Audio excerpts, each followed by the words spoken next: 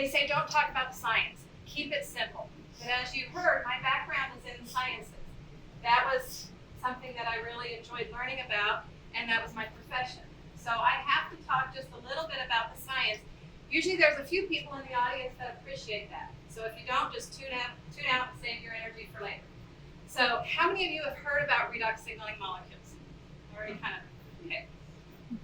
Most people, unless they've been shared, somebody has shared this with them, have not heard about redox. It's actually very unknown.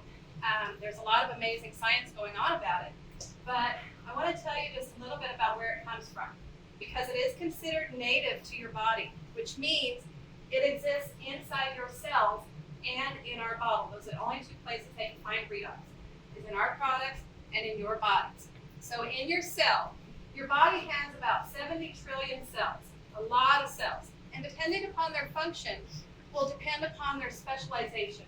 But all of your cells have a structure called a mitochondria.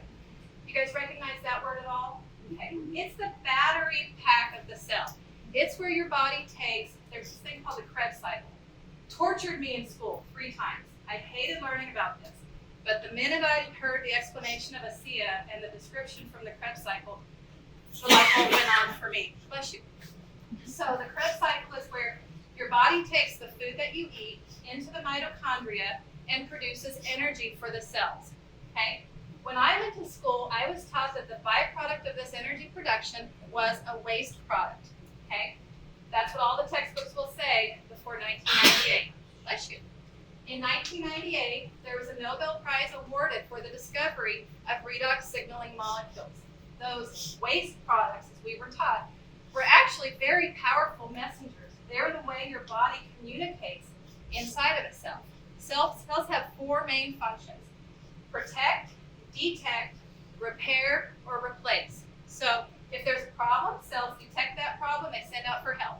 If a cell can't be repaired, it is designed by nature to destroy itself. It actually commits cell suicide. It's called apoptosis.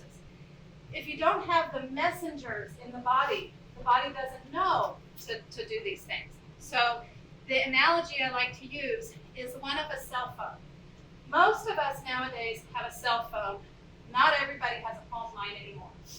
If you had a fire in your home and you needed to call 911 to get the fire department to come and put out the fire, you pick up your cell phone. If there's no bars, there's no signal, and you don't get the message that you need help. Same thing in your body.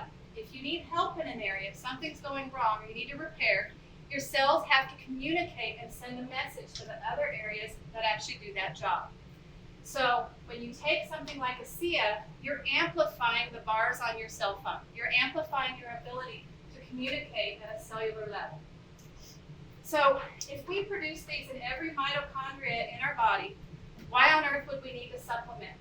Well, in today's world, we have a tremendous amount of toxicity.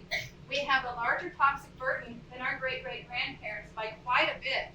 It's been estimated that 15 minutes of exposure in our world today is equal to a lifetime of exposure in our great-great-grandparents' world. So we are really bombarded with a lot.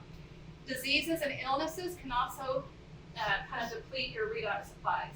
But the other thing, as you age, you actually decrease your ability to produce them. You max out in your puberty years. After that, every decade of life, you lose 10% of the capacity to produce redox. That's because you have fewer mitochondria as you age. So it's really important to support your body in this way on a cellular level. Do you know your cells were little bags of salt and water? That's pretty much what we're made up of. And in the mitochondria, they produce these signaling molecules.